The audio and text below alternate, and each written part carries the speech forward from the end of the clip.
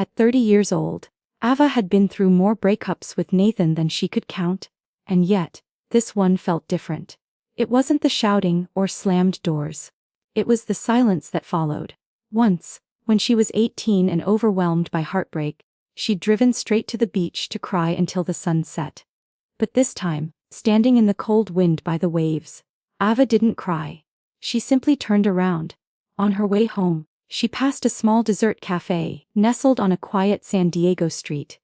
Years ago, she wouldn't have had the appetite. But today, something in her shifted. She stepped inside and ordered a slice of caramel pie. And for the first time in a long while, she actually enjoyed it. Back at home, she stared at the door she used to share with Nathan. It was littered with clutter. Trash he hadn't taken out, socks he never picked up. She used to cry over those little things. Today, she started cleaning. 10 years of loving him. 10 years of holding on. But that evening, as the sky faded to night and her inbox lit up with work, Ava felt something unexpected. She felt okay. And maybe that was the beginning of everything new. It had become a pattern. Ava and Nathan fighting, him walking out, and her chasing after him, apologizing for things she didn't even do. For years, she begged him back after every cold, calculated silence. She always folded, always forgave, because she believed love meant sacrifice. But this time, something had changed. After their latest argument, Nathan stormed out as expected. Ava sat alone, surrounded by silence and a mess he left behind. Overflowing trash, half-empty bottles, and takeout containers. The smell of neglect clung to the walls. This wasn't heartbreak, it was exhaustion. She got up, grabbed a trash bag, and cleaned. Not for him, for herself. When she finally sat down, ready to delete old photos, a notification blinked on her screen. Her boss's feedback on a project she'd been quietly refining for weeks. "Excellent work, Ava. You're leading this better than expected." A small smile tugged at her lips. She replied to a few emails, sent off the revised presentation, and by the time she looked up, the sun was rising. For the first time in 10 years, she had spent an entire day without thinking about Nathan, without planning her apology. Later that week, during a team meeting, the regional manager asked for a volunteer to lead a long-term client project in Los Angeles. The assignment would mean relocating for over a year. No one raised their hand. Too much risk. Too much distance from the company's HQ. Ava raised hers without hesitation. The manager glanced at her, surprised. "It's a long relocation. Are you sure? What about your boyfriend?" Ava leaned forward with a steady voice. "I'm single." A moment of silence fell, then quiet laughter. Everyone knew about her and Nathan. It was hard not to. But no one expected this from her. She didn't care. Nathan hadn't reached out. He was waiting for her to come crawling back again. But this time, she hadn't. Not out of pride. Not out of revenge. But because she simply didn't want to. 8 days had passed. No texts. No calls.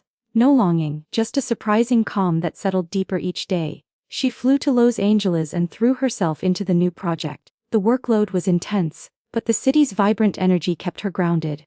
For once, every decision was hers. Every success was hers.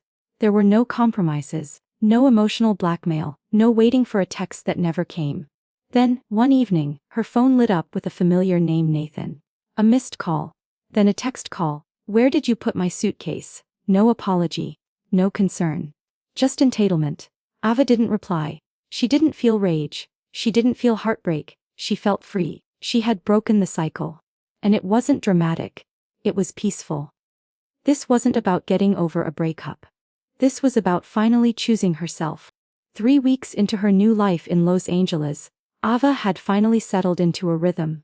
Her mornings started with emails and cappuccinos, afternoons with presentations and calls, and evenings with long walks through quiet streets lit by golden hour sun. The ache that once lived in her chest had faded into a dull hum. So faint it felt like a past life. But just when she thought she'd finally found peace, the past came knocking. Literally.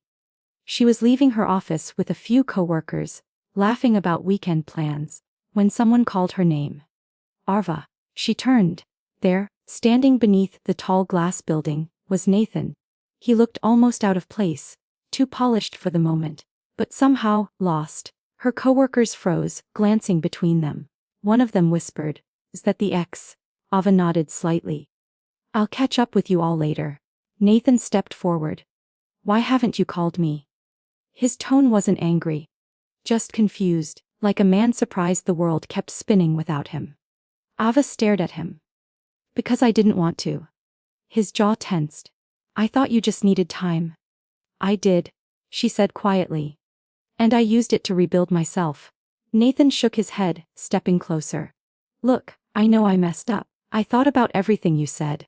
About how I took you for granted, and I'm sorry. I really am." Ava didn't respond. "I even bought a ring," he said, voice breaking slightly. "I was going to propose. I was just waiting for the right time." A pause. Then he added, "I told Isabel she could be my best man. That did it." Ava blinked, stunned. "Wait, Isabel. Your childhood friend Isabel?" He nodded with a nervous smile. "She's been helping me pick it out. She's been really supportive." For a moment, Ava didn't know whether to laugh or cry. "So the person you constantly prioritized over me, the one who's always lingered in the background, is now helping you propose to me?" Nathan looked defensive. "You're overthinking it. I just thought." "No," Ava said, her voice sharper than before. "You didn't think.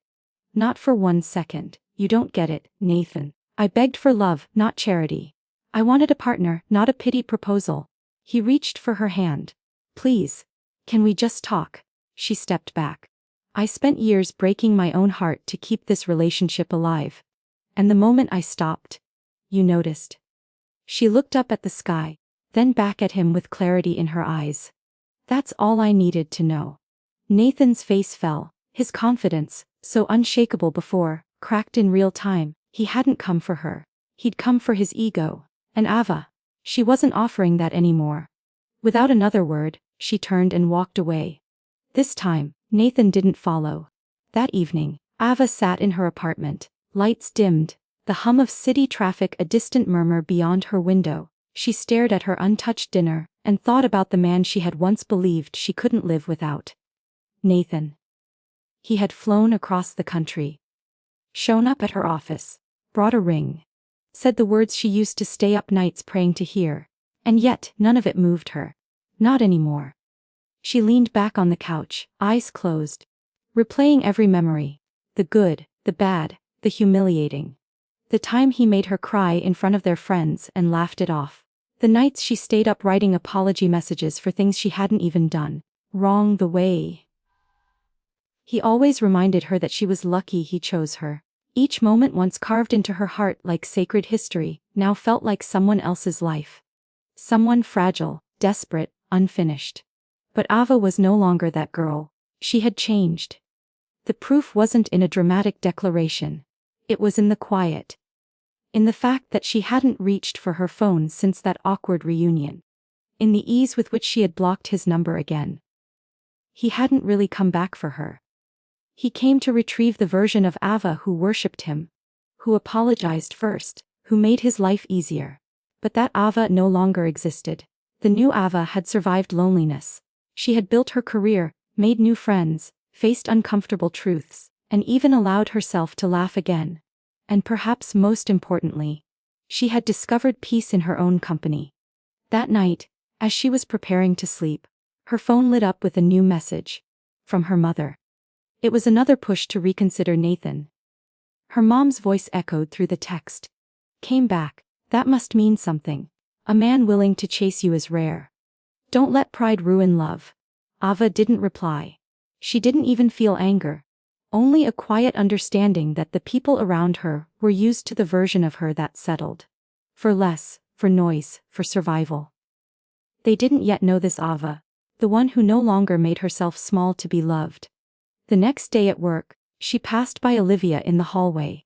The same colleague who had stood up for her at that awkward business dinner weeks ago. Olivia grinned, holding up a protein bar. "You still coming to the gym tonight?" Ava smiled. Wouldn't miss it. Simple. Solid. Forward. Later that evening, as they walked home side by side beneath the city lights, Olivia turned and asked. "So, what are you going to do if he shows up again?" Ava didn't even need to think. Keep walking. Because sometimes, the most powerful thing you can do isn't scream, fight, or cry. It's knowing when to stop looking back. Ava's life in Los Angeles had begun like a whirlwind. The long hours, demanding clients, and pressure to perform had nearly drowned out every thought of her past. Nearly. But as the weeks passed, something shifted. She no longer felt like a temporary visitor, trying to escape heartbreak. She began to feel rooted. Like this city might be her fresh start, not just a detour. One afternoon, her manager, Scott, called her into his office. His face was unusually serious. "We've got a unique situation," he said. "A potential investor wants to expand into renewable energy. They're considering partnering with us. You're our most experienced in the product line. I need you to handle the technical proposal." Ava blinked. "Of course. Who's the investor?" Scott hesitated. "Nathan White." Her breath caught, of course. Nathan had used his wealth to step into the industry she'd mastered. He wasn't just reaching for her emotionally. Now he was walking into her professional space too. Scott continued. "I don't know the history here, but if it's uncomfortable, I can reassign." "No," Ava said, standing tall. "I'll take it." And so, for the first time since their final breakup, Ava faced Nathan not as a girlfriend, not as an ex, but as a professional. At the meeting, she wore a sharp blazer and a calm expression. Her words were concise, her demeanor cool. Nathan sat across from her, trying to mask the discomfort in his eyes. She was no longer the woman who cried over his cold silences. After the presentation, Nathan stood and gestured toward the team. "Let's all grab dinner." "My treat." Ava was about to decline when Scott chimed in. "Sounds great. We'll make it quick." She sighed internally. At the restaurant, everything felt formal. Until Isabel appeared. She walked in like she owned the place, slipping her arm through Nathan's and smiling as if they were the golden couple of the night. "Mike," she purred, "you didn't tell me you'd be here." Ava's eyes met Olivia's across the table. Her colleague, her unexpected ally. Olivia raised an eyebrow, already reading the room, and then, she delivered. With biting elegance, Olivia eviscerated Isabel's veiled insults, dismantled her facade, and exposed every ounce of manipulation without ever raising her voice. The room fell silent, stunned by the ferocity of truth wrapped in grace. Later, as Olivia and Ava walked home, Ava said, "Thank you for what you did." Olivia shrugged. "That wasn't for you. That was for every woman who's ever been made to feel small by someone who thinks they can't be replaced." Ava stopped walking. "But, I was that woman." "Not anymore," Olivia said simply. The next day, Ava received a follow-up email from the investors team. The partnership was moving forward, but now under her terms. Ava had claimed her seat at the table, not because Nathan gave it to her, but because she earned it, and that made all the difference. Ava always thought heartbreak would leave her shattered, curled up under blankets with a tub of ice cream, replaying every word Nathan ever said to her. But healing didn't come like a storm. It came like a sunrise. Quiet, slow, impossible to ignore. After the awkward business dinner, Olivia insisted they go to the gym together the next morning. "You can sweat out bad memories," she joked. Ava hesitated. She hadn't worked out regularly since college. But something in Olivia's confidence pulled her in. That morning marked the beginning of a routine that became sacred. Mornings at the gym. Evenings wrapped in creative sprints at work. A few weekends exploring cafes and side streets of LA, breathing in a life that was finally hers. Ava didn't talk about Nathan much anymore.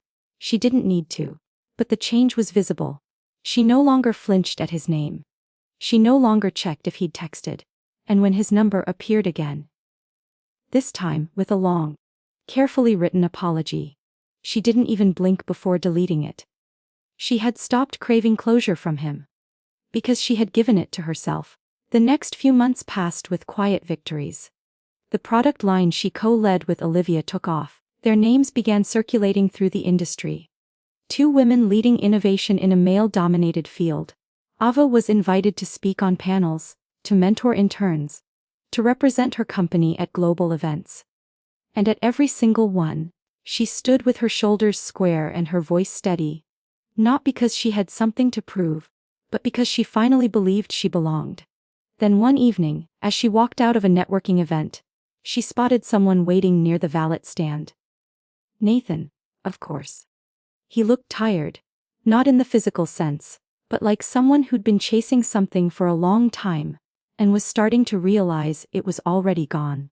"I heard you were speaking tonight," he said quietly. "I did," she replied, keeping her tone neutral.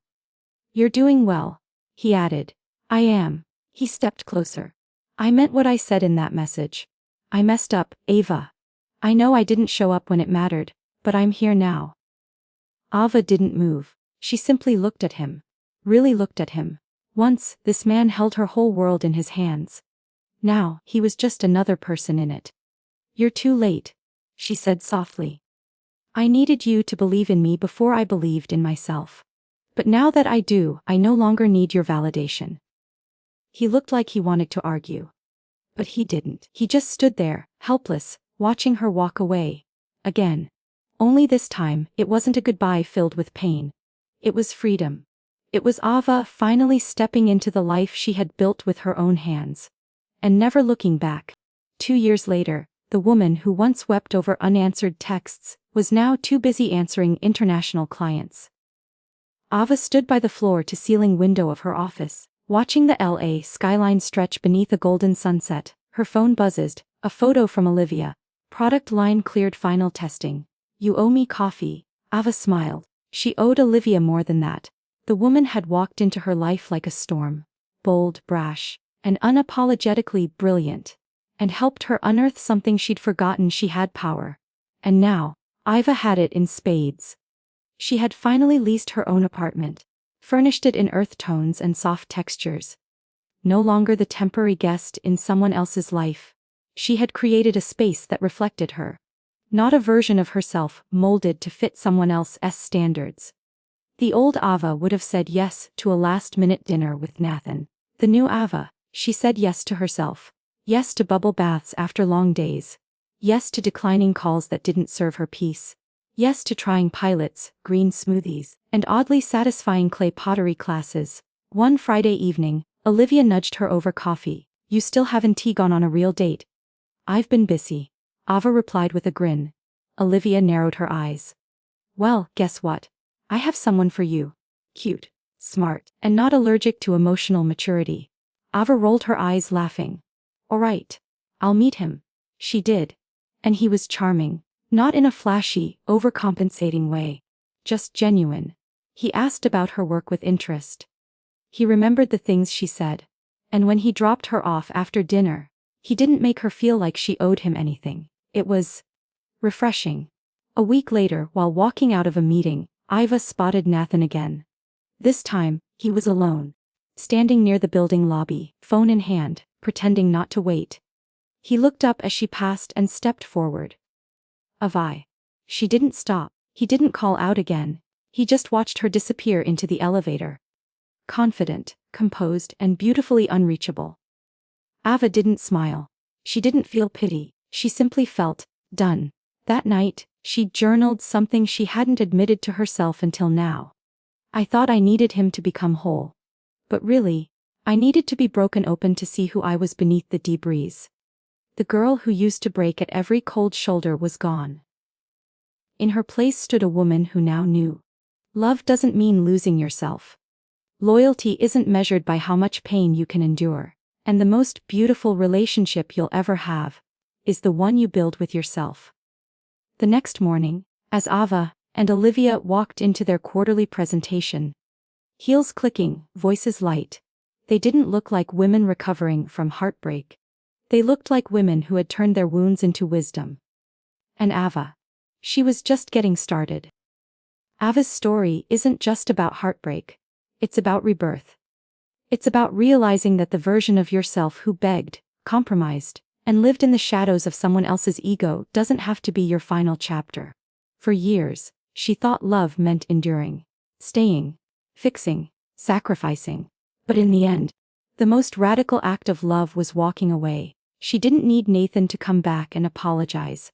She didn't need to win the relationship, what she needed, what we all need, is to be seen, heard, and valued for who we are, not for what we're willing to lose. Ava found power not in revenge, but in rediscovery. She turned pain into purpose, silence into clarity, and most of all, she learned that loving yourself is never selfish. It's necessary, because sometimes, the strongest thing you can do is leave the door closed. If you're stuck in a relationship where you constantly feel not enough, ask yourself this: when was the last time I chose me? Choosing yourself doesn't mean giving up on love. It means refusing to accept one-sided, conditional versions of it. Whether you're in your 30s, 50s, or 70s, it's never too late to reset your boundaries, rediscover your confidence, and reclaim your voice. Start with something small. Decline the call that drains you. Say no without apology. Take the solo trip. Apply for that role. You don't need permission to thrive. You are not too old. You are not too broken. You are becoming.